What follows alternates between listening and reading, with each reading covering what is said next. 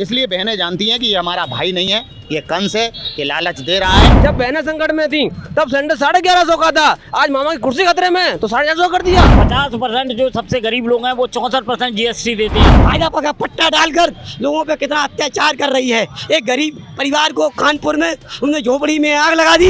जब चुनाव में उन्हें लगा कि उनकी कुर्सी डोल रही है तो उन्हें बहनों की याद आ गई। किसानों के साथ जो 650 किसान मरे, क्या किसानों के साथ बीजेपी ने कोई न्याय किया? हमने 2003 में भाजपा को वोट दिया, लेकिन आज दिनांक तक हम ठगे गए। आज भी हमारे पास रोजगार नहीं है। नया रोजगार कोई कुछ नहीं है, नए पढ़े लिखे युवाओं के लिए सरकारी नौकरियां नहीं है। क्योंकि वो आपकी पार्टी का था, इसलिए उसके यहाँ बुलडोजर नहीं चलेगा। लोग बेरोजगारी की काल में जा रहे हैं, बेरोजगारी से पीड़ित हो रहे हैं लोग। मध्य प्रदेश में विकास छोड़ के सब कुछ हो रहा है। इस वक्त मैं खड़ा हूं मध्य प्रदेश के ग्वालियर शहर में। जी हाँ, आज हम ग्वालियर शहर में जानेंगे कि कांग्रेस और बीजेपी की सरकार में क्या फ़र्क है। आज हम जानेंगे बीजेपी की नाकामियाँ और कांग्रेस की सफलता, कांग्रेस की नाकामियाँ, बीजेपी की सफलता। तो लोग क्या चाहते हैं, कौन सी सरकार चाहते हैं। और मैं अब बात करता हूँ, यहाँ पर कुछ लोग यहाँ पर खड़े हैं, उनसे। ये आपका नाम? मेरा नाम मुनेंद्र सिंह भदौरिया है। अब ये बताएं कि अगर आप सुना है कि इस वक्त ऐसा लग रहा है मध्य प्रदेश में कांग्रेस की सरकार आ रही है, लगभग लोगों को लग रहा है कि सरकार गिरने वाली है मध्य प्रदेश में बीजेपी की। कांग्रेस सरकार आती है तो उसमें क्या फ़ायदा है और क्या नाकामियाँ रही आपकी बीजेपी सरकारी, जरा आप विस्तार से बताएं। मैं जो आपने कहा बिल्कुल आपने सही कहा कि वक्त है बदलाव का और मध्य प्रदेश में बहुत बड़ा बदलाव होने जा रहा है। भारतीय जनता पार्टी की सरकार जा रही है और जनता की सरकार, कांग्रेस की सरकार आ रही है। जो आपने नाकामियों की बात करी भारतीय जनता पार्टी की, 20 साल से भारतीय जनता पार्टी की सरकार है मध्य प्रदेश में। न तो पानी स्वच्छ मिल रहा है, ना बिजली मिल रही है, सड़कों की हालत आपसे छुपी नहीं है, सड़कें हैं नहीं, गड्ढे ही गड्ढे हैं, रोज़गार है नहीं, महंगाई चरम पर है, बेरोजगारी भी चरम पर है, अपराध आपने देखा होगा कि ग्वालियर में ज़बरदस्त अपराध है। हमारी बिटिया कोचिंग से पढ़ के आती है, गुंडों द्वारा मार दी जाती है। हमारी कलेक्टर साहब की पत्नी टहलने जाती है, उनकी चैन लूट ली जाती है। हमारा एक भाई शाम को कॉफ़ी पीने जाता है, उसकी हत्या कर दी जाती है। तो मध्य प्रदेश में विकास छोड़ के सब कुछ हो रहा है।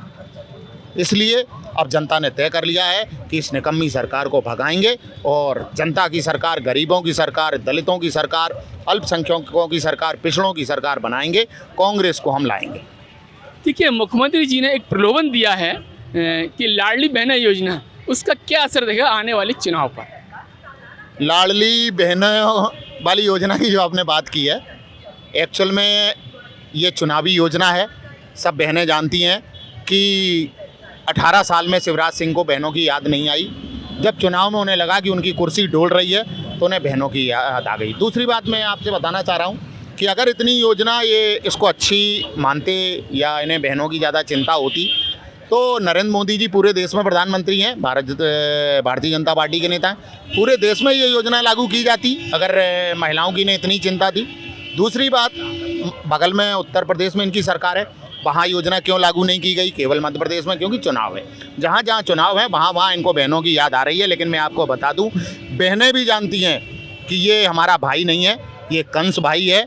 और इसी के राज्य में सबसे ज़्यादा बलात्कार अगर कहीं होते हैं हमारी बहनों के साथ तो वो मध्य प्रदेश है। सबसे ज़्यादा हमारी लड़कियां गायब होती हैं, उनका अपहरण होता है या गुमशुदगी होती है तो वो मध्य प्रदेश है। इसलिए बहनें जानती हैं कि ये हमारा भाई नहीं है, ये कंस है, ये लालच दे रहा है। लेकिन इस बार की बहनें अपने भाइयों के साथ जाएंगी, कांग्रेस के साथ जाएंगी और कांग्रेस की सरकार बनाएंगी। सुनने में आया कि 3 सरकारें बनी हुई हैं मध्य प्रदेश में, शिवराज सरकार, महाराष्ट्र सरकार और नाराज सरकार। इसके बारे में आप क्या कहेंगे? बिल्कुल आपने सही कहा।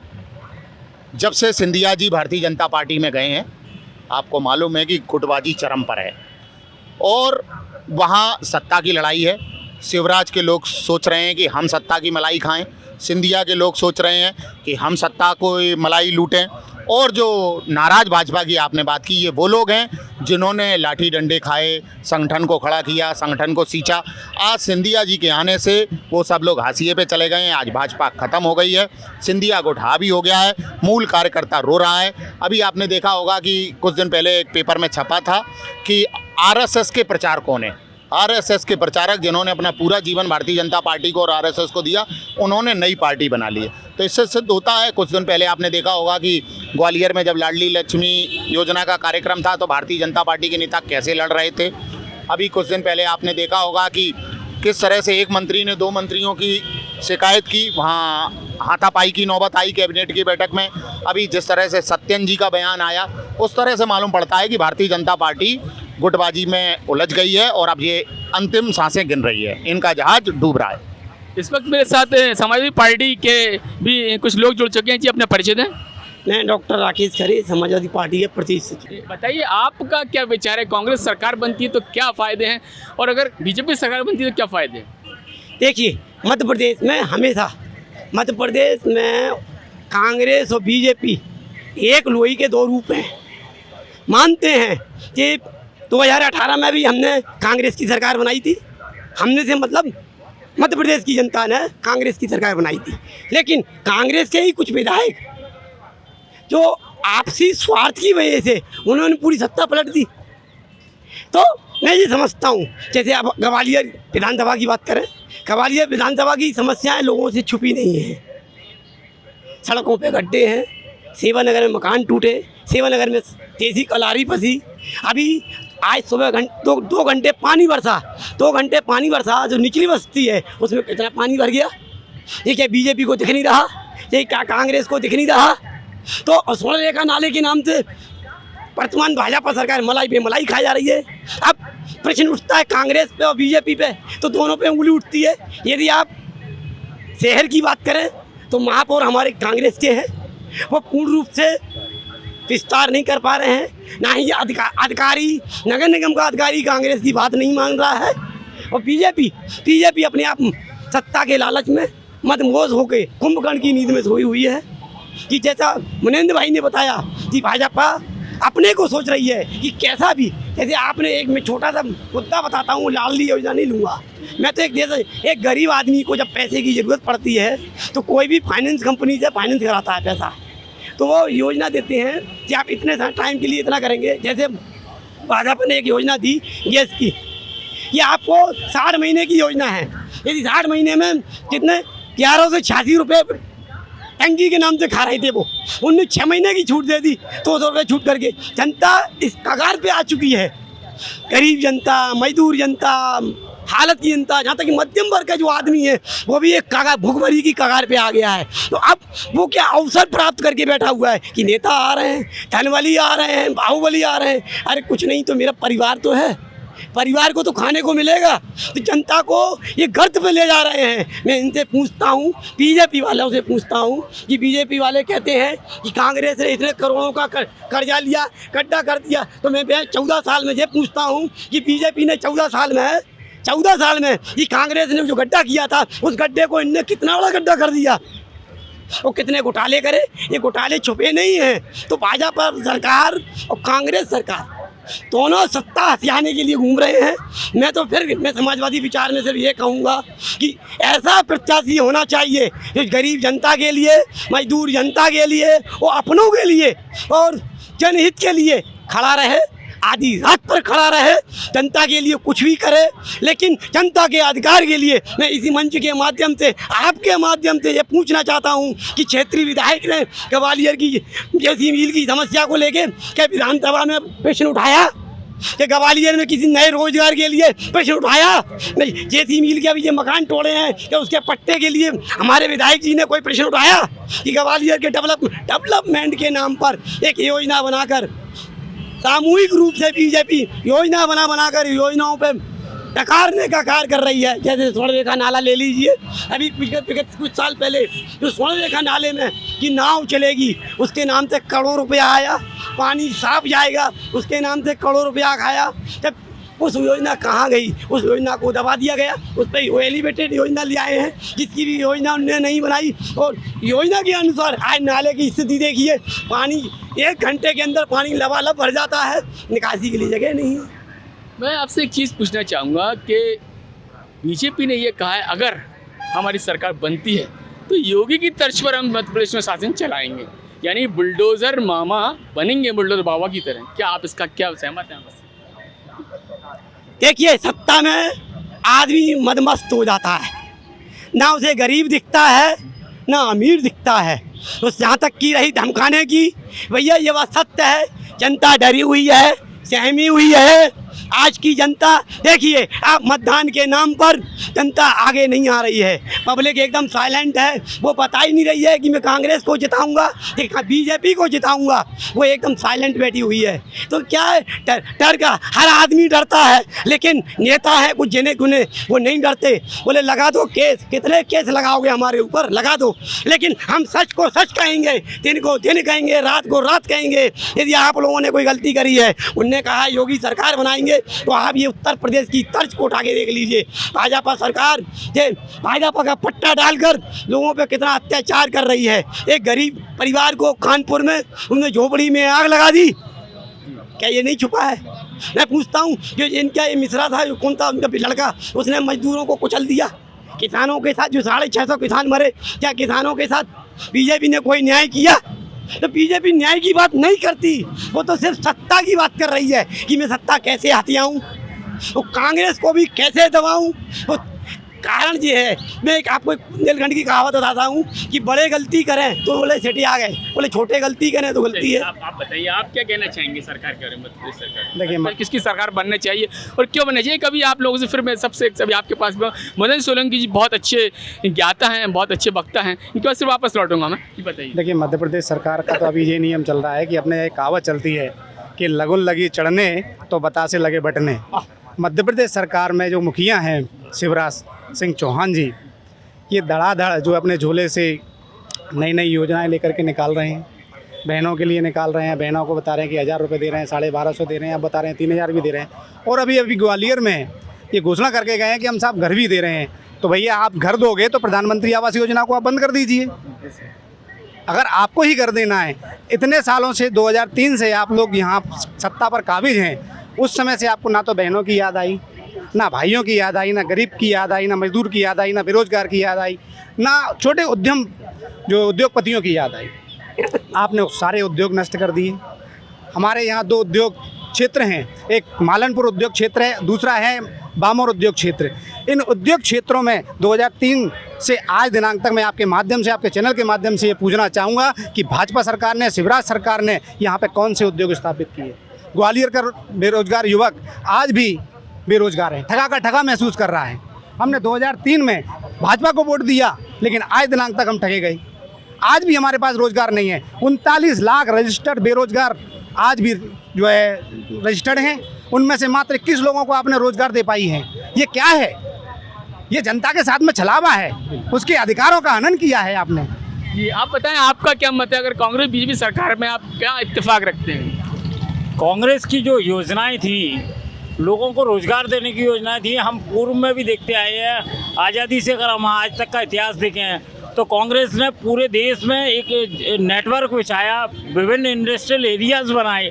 मैं मध्य प्रदेश की शिवराज सिंह सरकार से पूछता हूं कि उन्होंने कौन सा नया इंडस्ट्रियल हब बनाया है या वो इंडस्ट्रियल क्षेत्र बसाया है उन्होंने, चाहे वो मालनपुर हो, चाहे वो बामोर हो, पीतमपुर हो या मंडीदीप हो। ऐसे अनेक सारे प्रदेश में सैकड़ों हमने औद्योगिक क्षेत्र बसाए, लेकिन इनके काल में उन्हीं उद्योगिक क्षेत्र में लगभग सभी 80% जो कारखाने थे वो बंद हो चुके हैं। लोग बेरोजगारी की काल में जा रहे हैं, बेरोजगारी से पीड़ित हो रहे हैं लोग। नया रोजगार कोई कुछ नहीं है, नए पढ़े लिखे युवाओं के लिए सरकारी नौकरियां नहीं है। सरकारी नौकरियां अगर कर दी गई या आउटसोर्स पर लगा दिए गए हैं। यानी मैं ये मान लूँ कि यहाँ मध्य प्रदेश की जनता बीजेपी सरकार त्रस्त है, तो ये कोई जुमला तो नहीं होगा, ये एक अतिशयोक्ति तो नहीं होगी? नहीं, आप जाइए जनता में, जाइए जनता का रिएक्शन लीजिए। जनता प्रधान देता है, कह रही है हमारी तो कांग्रेस की सरकार अच्छी थी, हमको बुरे दिन लौटा दीजिए, अच्छे दिन हमको नहीं चाहिए। आप जनता के बीच जाइए, जनता की ये प्रतिक्रिया आपको मिलेगी। और विशेषकर मध्यम वर्ग और गरीब वर्ग तो बिल्कुल प्रताड़ित है। कुछ उद्योगपतियों को जरूर इन्होंने राहत दी है, उनके टैक्सेस में कमी करी है। और गरीब पर टैक्स, एक आंकड़ा और है, ये आंकड़ा है कि 50% जो सबसे गरीब लोग हैं वो 64% GST देते हैं, जबकि सबसे अमीर 10% लोग मात्र 3% GST का अंशदान देते हैं। ये आंकड़ा आपको बताता है कि गरीबों पर लगातार पीड़ित किए, चाहे वो मोदी सरकार हो या शिवराज सिंह सरकार हो, और जो गरीब लोग हैं लगातार प्रताड़ित होते जा रहे हैं।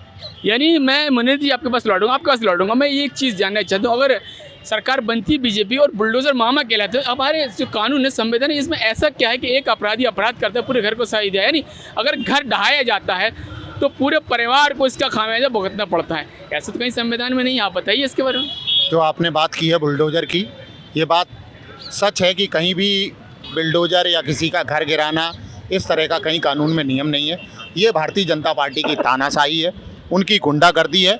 ये केवल गरीबों को, दलितों को, पिछड़ों को दबाने का भारतीय जनता पार्टी का जो एजेंडा है, उनको कुचलने का ये एजेंडा है। अभी मैं आपसे पूछना चाहता हूं, जो आपने बुलडोज़र की बात की, टोनी मिश्रा जो भारतीय जनता पार्टी का केंद्र में मंत्री है, उसने किसानों के ऊपर उसके बेटे ने गाड़ी चढ़ा दी। उसके घर भैया बुलडोज़र क्यों नहीं आपने चलाया? क्योंकि वो आपकी पार्टी का था, इसलिए उसके यहाँ बुलडोज़र नहीं चलेगा। कुलदीप सेंगर जो आपका एमएलए था, जिसने बलात्कार किया, जेल गया, आपने उसके घर बुलडोज़र क्यों नहीं चलाया? अभी आपने देखा होगा कि एक पहलवान ब्रजभूषण सिंह जो उसके अध्यक्ष हैं, कुश्ती संघ के सांसद हैं भारतीय जनता पार्टी के, उनके छोटी छोटी बच्चियों ने, हमारी खिलाड़ी बच्चियों ने उन पर बलात्कार का आरोप लगाया है। पास्को एक्ट में उनके प्रति मुकदमा दर्ज किया गया। इतना जिन्होंने जघन्य अपराध किया, उनके ऊपर आपने पास्को वो बुलडोज़र उनके घर पे क्यों नहीं चलाया? केवल दलितों के यहाँ बुलडोज़र चलेगा, केवल अल्पसंख्यकों के यहाँ बुलडोज़र चलेगा, केवल गरीबों के यहाँ बुलडोज़र चलेगा, विपक्षी दलों के यहाँ बुलडोज़र चलेगा। 16 हज़ार आपने ईडी के छापे मारे, कितने लोगों की गिरफ्तारी हुई, कितने लोगों को आप सज़ा दिला पाए? केवल आपको विपक्ष ख़त्म करना है, आपको दलित ख़त्म करने हैं, आपको अल्पसंख्यक ख़त्म करने, आपका हर गरीब भारतीय आपको ख़त्म करना है। सिर्फ आपकी तानाशाही चलेगी। तो आप बताएं, आपका क्या मत है, आप बताइए। शिवराज सिंह जब कमलनाथ जी की सरकार थी तो उस टाइम शिवराज जी बोलते थे कि कोई भी इसका बिजली का बिल ज़्यादा आ रहा है वो बिल नहीं भरेगा। शिवराज सिंह जोड़ने आएगा, भाजपा का कर जोड़ने आएगा। आने वाले 3.5 साल में जनता ने 3-3 हज़ार, 4-4 हज़ार, 10,000 बिल आया है। उस टाइम क्या शिवराज जी को चिंता नहीं थी? जो आज हमने घोषणा कर दी कि फ्री देंगे, ये देंगे, 3.5 साल तक कहाँ जनता थी? यहाँ जनता अपने आप को ठगा महसूस कर रही है। मैं आपको बता दूं, हमारे ऊर्जा मंत्री जो प्रद्युम्न सिंह तोमर जी, बिजली घर में जेनुअल कनेक्शन आप लेने जाओगे 7 रुपये यूनिट है, लेकिन आपको जेनुअल कनेक्शन नहीं देंगे, टेम्परेरी कनेक्शन देंगे जो 11 रुपये यूनिट चलता है।